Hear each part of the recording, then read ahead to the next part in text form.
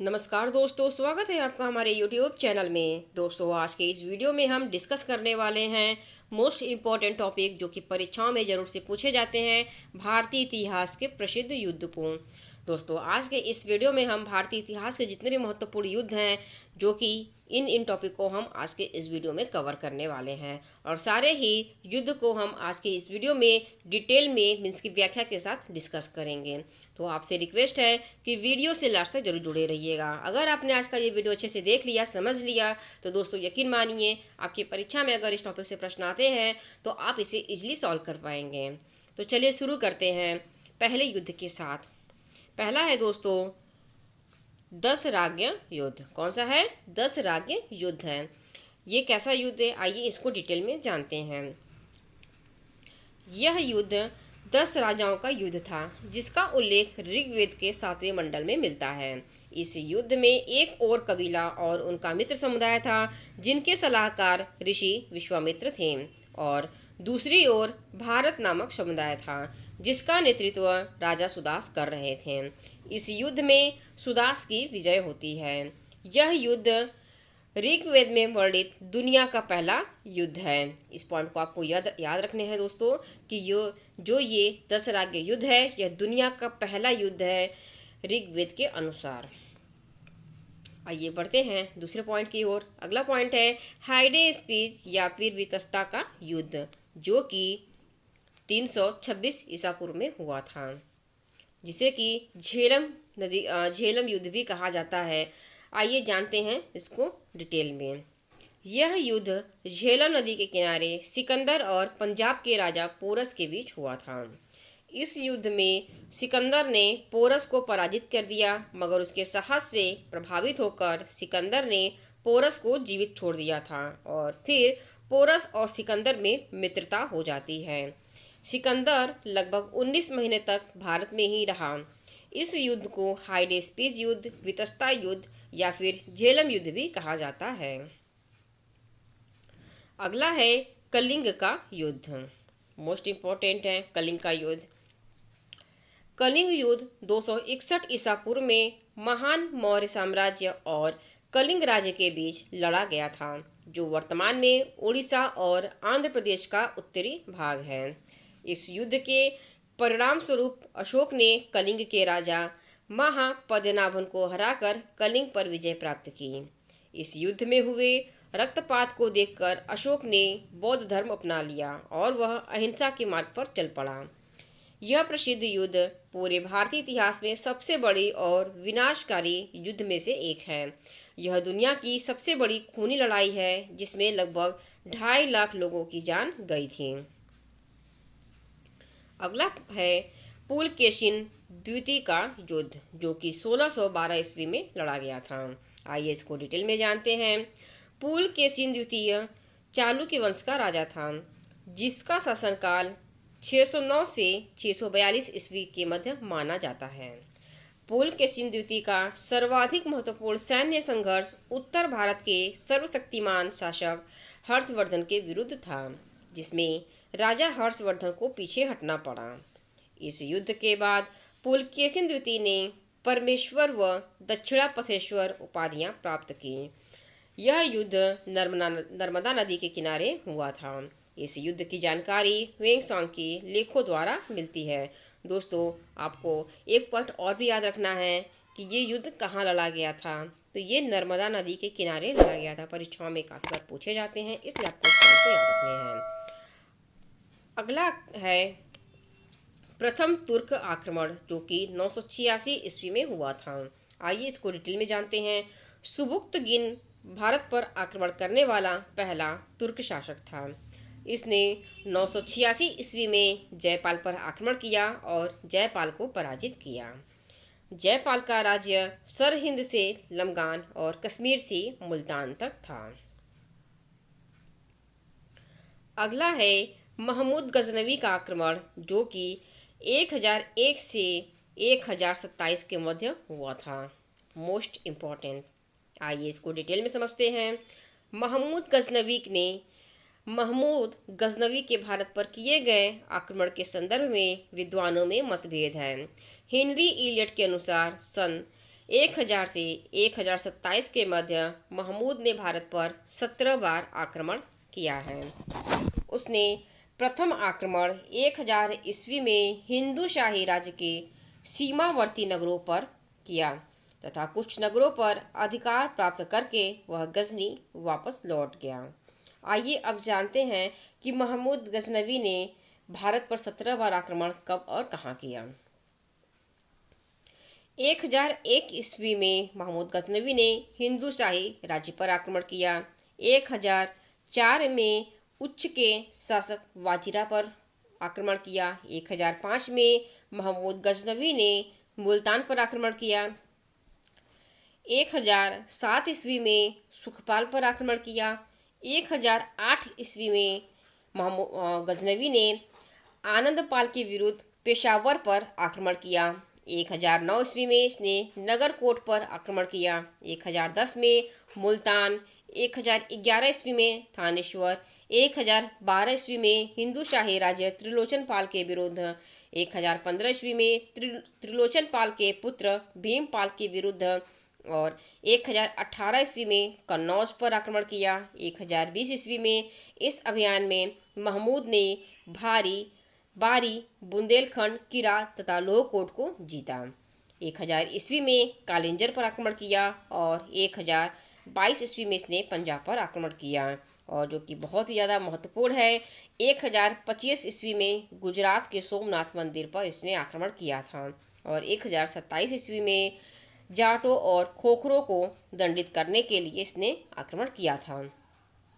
Most important है, ये जितने भी आपको पॉइंट बताए गए हैं दोस्तों, सारे ही मोस्ट इम्पॉर्टेंट परीक्षाओं में बार बार पूछे जाते हैं और उनमें से सबसे ज़्यादा है गुजरात के सोमनाथ मंदिर का आक्रमण। आइए अगले पॉइंट को पढ़ते हैं। अगला पॉइंट हमारा तराइन का प्रथम युद्ध, जो कि 1191 ईस्वी में हुआ था। आइए इसको डिटेल में जानते हैं। तराइन के युद्ध को तरावड़ी का युद्ध भी कहा जाता है। इस युद्ध में पूरे उत्तर भारत में मुस्लिम नियंत्रण को खोल दिया। यह युद्ध मोहम्मद गौरी और अजमेर तथा दिल्ली के चौहान राजपूत शासक पृथ्वीराज तृतीय के बीच था। युद्ध क्षेत्र भारत के वर्तमान राज्य हरियाणा के करनाल जिले में करनाल और थानेश्वर के बीच था। इस युद्ध में विजयी पृथ्वीराज चौहान ने मोहम्मद गौरी को जिंदा छोड़ दिया था। अभी जानते हैं तराइन के द्वितीय युद्ध, जो कि 1192 ईस्वी में हुआ था। आइए इसको डिटेल में समझते हैं। राजा जयचंद ने पृथ्वीराज चौहान से बदला लेने के लिए मोहम्मद गौरी को बुलाते हैं और एक बार फिर से मोहम्मद गौरी और पृथ्वीराज चौहान के बीच युद्ध होता है। इस युद्ध में पृथ्वीराज चौहान की हार हो जाती है, क्योंकि पृथ्वीराज चौहान की सेना रात के समय आक्रमण नहीं करती थी, क्योंकि यह नियम महाभारत काल से चली आ रही थी और मोहम्मद गौरी के सैनिक रात में भी आक्रमण कर रहे थे। परिणाम स्वरूप इस युद्ध में पृथ्वीराज चौहान की हार हो जाती है और मोहम्मद गौरी विजेता बन जाता है। पृथ्वीराज की हार से मोहम्मद गौरी का दिल्ली, कन्नौज, अजमेर, पंजाब और संपूर्ण भारतवर्ष पर अधिकार हो जाता है, जिससे भारत में इस्लामी राज्य स्थापित हो जाता है। आइए बढ़ते हैं अगले पॉइंट की ओर। अगला है चंदावर का युद्ध, जो कि 1194 ईस्वी में लड़ा गया था। आइए इसको डिटेल में समझते हैं। चंदावर का युद्ध मोहम्मद गौरी और कन्नौज के राजा जयचंद के बीच लड़ा गया था, जिसमें जयचंद की हार और मृत्यु हो जाती है। चंदावर वर्तमान फिरोजाबाद का पूर्ववर्ती नगर था। फिरोजाबाद वर्तमान उत्तर प्रदेश में स्थित है। मोहम्मद गौरी ने पृथ्वीराज चौहान को हराने के पश्चात 1194 ईस्वी में भारत पर आक्रमण करता है और उस आक्रमण में गौरी ने पृथ्वीराज के प्रबल प्रतिद्वंदी जयचंद्र राठौर को चंदावर के युद्ध में पराजित कर देता है। अगला है अलाउद्दीन खिलजी। आइए इसको डिटेल में पढ़ते हैं। अलाउद्दीन खिलजी ने 1296 से 1316 के बीच में कई युद्ध अभियान जीते। उसने अपने चाचा की हत्या कर गद्दी पर बैठ गया।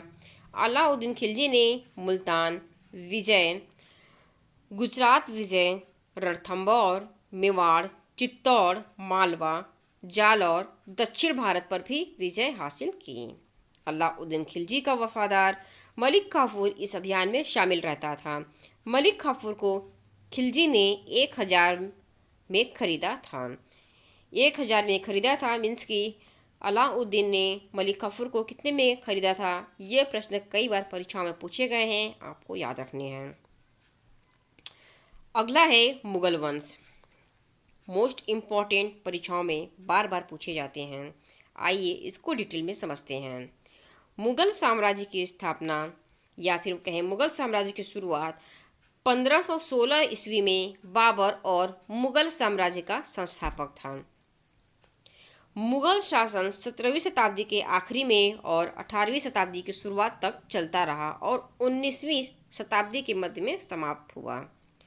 1526 में पानीपत के प्रथम युद्ध में दिल्ली सल्तनत के अंतिम वंश लोदी वंश के सुल्तान इब्राहिम लोदी की पराजय के साथ भारत में मुगल वंश की स्थापना हुई।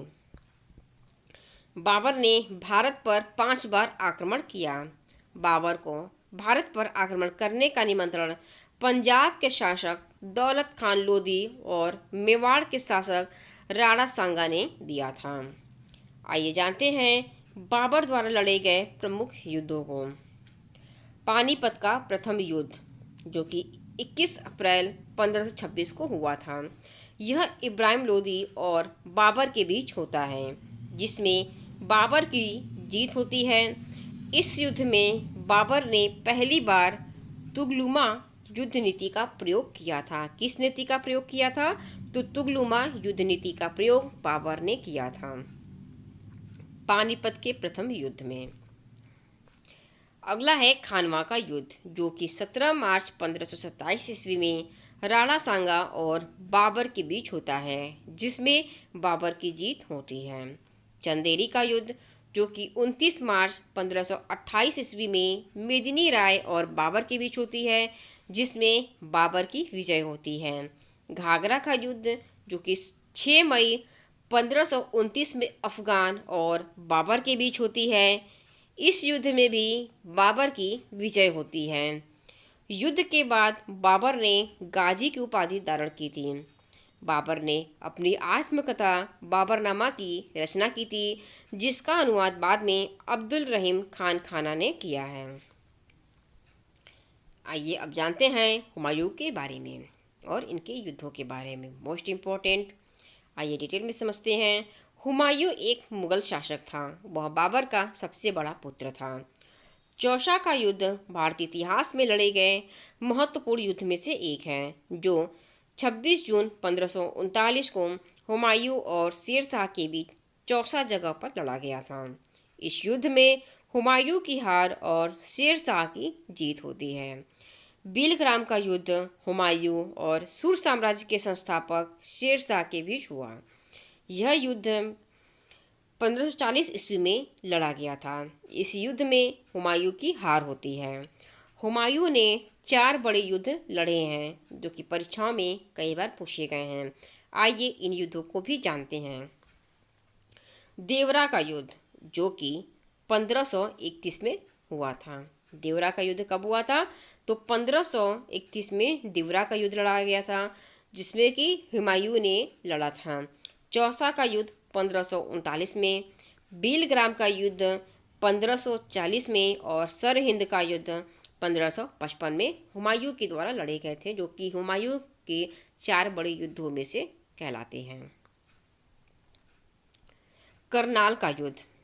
करनाल का युद्ध जो कि 24 फरवरी 1739 ईस्वी को लड़ा गया था। आइए इसको डिटेल में समझते हैं। करनाल का युद्ध भारत के इतिहास में हुए महत्वपूर्ण युद्धों में से एक है।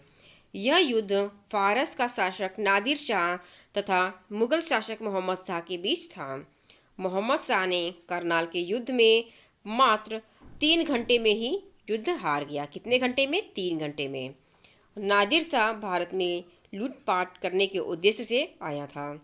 नादिर शाह को दिल्ली पर हमला कर लूटपाट करने के लिए अवध के नवाब सादत खान ने बुलाया था। दिल्ली में लूटपाट करते समय नादिर शाह कोहिनूर हीरा भी अपने साथ ले गया। वर्तमान में यह हीरा ब्रिटिश खजाने का हिस्सा है। आइए अब जानते हैं प्लासी के युद्ध के बारे में, जो कि 23 जून 1757 को लड़ा गया था। प्लासी का युद्ध 23 जून 1757 को मुर्शिदाबाद के दक्षिण में 22 मील दूर भागीरथी नदी के किनारे प्लासी नामक स्थान पर हुआ था। इस युद्ध में एक ओर ब्रिटिश ईस्ट इंडिया कंपनी की सेना और दूसरी ओर बंगाल के नवाब की सेना थी। कंपनी की सेना ने रॉबर्ट क्लाइव के नेतृत्व में नवाब सिराजुद्दौला को हराया था। इस युद्ध को भारत के लिए बहुत दुर्भाग्यपूर्ण माना जाता है, क्योंकि इस युद्ध में ही भारत में दास्तां की कहानी शुरू की थी। अगला है बक्सर का युद्ध, जो कि 22 अक्टूबर 1764 में लड़ा गया था। आइए इसको डिटेल में समझते हैं। बक्सर का युद्ध 22 अक्टूबर 1764 में बक्सर नगर के आसपास ईस्ट इंडिया कंपनी के हेक्टर मुनरो और मुगल तथा नवाबों की सेना के बीच लड़ा गया था। बंगाल के नवाब मीर कासिम, अवध के नवाब शुजाउद्दौला तथा मुगल बादशाह शाह आलम द्वितीय की संयुक्त सेना अंग्रेज कंपनी से लड़ रही थी। लड़ाई में अंग्रेजों की जीत हुई और इसके परिणाम स्वरूप पश्चिम बंगाल, बिहार, झारखंड, उड़ीसा और बांग्लादेश का दीवानी और राजस्व अधिकार अंग्रेज कंपनी के हाथ चला गया। आइए अब बढ़ते हैं अगले पॉइंट की ओर। अगला है आंग्ल वर्मा युद्ध। मोस्ट इम्पॉर्टेंट, बहुत ही ज़्यादा महत्वपूर्ण है, आपको इसे अच्छे से देखना है, समझना है। प्रथम आंग्ल वर्मा युद्ध 5 मार्च 1824 मीन्स की 19वीं शताब्दी में ब्रिटिश शासकों और वर्मा साम्राज्य के मध्य हुए 3 युद्धों में से प्रथम था। यह युद्ध, जो मुख्यतः उत्तर पूर्वी भारत पर आधिपत्य लेकर शुरू हुआ था, पूर्व निश्चित ब्रिटिश शासकों की विजय के साथ समाप्त हुआ, जिसके फलस्वरूप ब्रिटिश शासकों को असम, मणिपुर, कछार और जयंतिया तथा साथ ही साथ अरकान और टेनासेरिम पर पूर्ण नियंत्रण मिल गया। यह सबसे लंबा तथा ब्रिटिश भारतीय इतिहास का सबसे महंगा युद्ध था। द्वितीय आंग्ल वर्मा युद्ध, जो कि 1852 ईस्वी में हुआ था। वर्मा के प्रथम युद्ध का अंत यांडबू की संधि से हुआ था। 1852 ईस्वी में लॉर्ड डलहौजी ने वर्मा के विरुद्ध युद्ध की घोषणा कर दी। इस युद्ध में अंग्रेजों ने वर्मा को पराजित किया और मर्तमान एवं रंगून पर अंग्रेजों का अधिकार हो गया। इस युद्ध के पश्चात वर्मा का समस्त दक्षिणी भाग अंग्रेजी सरकार के अधिकार में आ गया। आइए जानते हैं तीसरा आंग्ल वर्मा युद्ध, जो कि 14 से 27 नवंबर 1885 के बीच हुआ था। 19वीं सदी में बर्मन तथा ब्रिटिश लोगों के बीच लड़े गए युद्ध में से यह अंतिम युद्ध था। इस युद्ध में वर्मा ने अपनी प्रभुसत्ता खो दी और ब्रिटिश शासन का हुकूमत शुरू हो गया। आइए अब बढ़ते हैं भारत चीन युद्ध की ओर। मोस्ट इम्पॉर्टेंट है, आइए इसको डिटेल में समझते हैं। भारत चीन युद्ध, जो भारत चीन सीमा विवाद के रूप में भी जाना जाता है, चीन और भारत के बीच 1962 ईस्वी में हुआ एक युद्ध था। विवादित हिमालय सीमा युद्ध के लिए एक मुख्य बहाना था, लेकिन अन्य मुद्दों ने भी महत्वपूर्ण भूमिका निभाई थी। चीन में 1959 के तिब्बती विद्रोह के बाद जब भारत ने दलाई लामा को शरण दी थी, तभी भारत चीन सीमा पर हिंसक घटनाओं की एक श्रृंखला शुरू हो गई।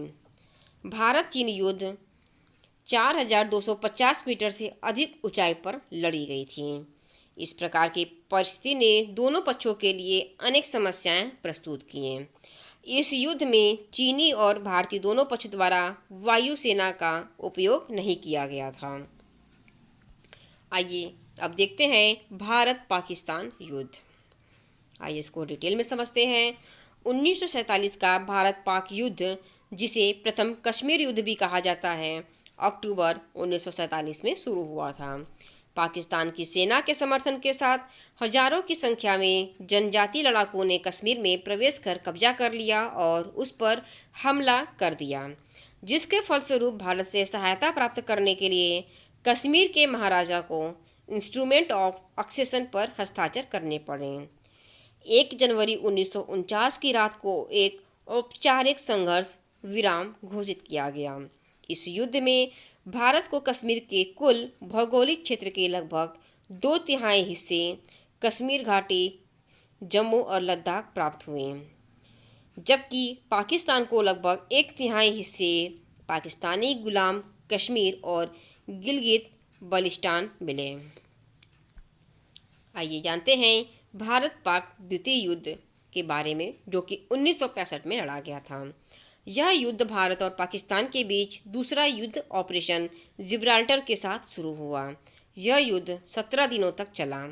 सोवियत संघ और संयुक्त राज्य द्वारा राजनीतिक हस्तक्षेप करने के बाद युद्ध विराम घोषित किया गया। 1966 में भारत और पाकिस्तान के प्रधानमंत्रियों ने ताशकंद समझौते पर हस्ताक्षर किए। आइए अब बढ़ते हैं भारत पाकिस्तान तृतीय युद्ध या फिर तीसरे युद्ध की ओर। यह युद्ध 1971 में लड़ा गया था।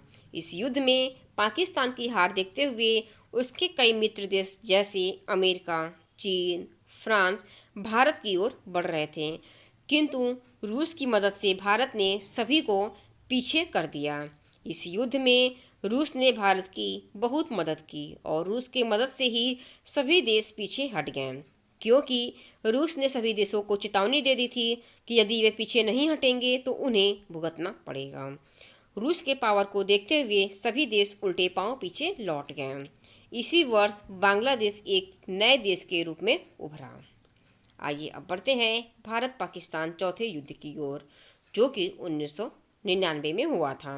इस युद्ध को भारत पाक का चतुर्थ युद्ध या फिर कारगिल युद्ध भी कहा जाता है, क्योंकि यह युद्ध कारगिल जगह पर हुआ था। यह बहुत ठंडा इलाका था जिसमें पाकिस्तान ने कब्जा कर लिया था। जब भारत की सेना को पता चला तो उन्होंने इसका मुंहतोड़ जवाब दिया और पाकिस्तान पर विजय प्राप्त की। तो दोस्तों, ये रहे भारतीय इतिहास के प्रसिद्ध युद्ध, जो कि परीक्षाओं में कई बार रिपीट किए गए हैं। सारे ही युद्धों को हमने पूरे डिटेल में इसकी व्याख्या के साथ डिस्कस किया है।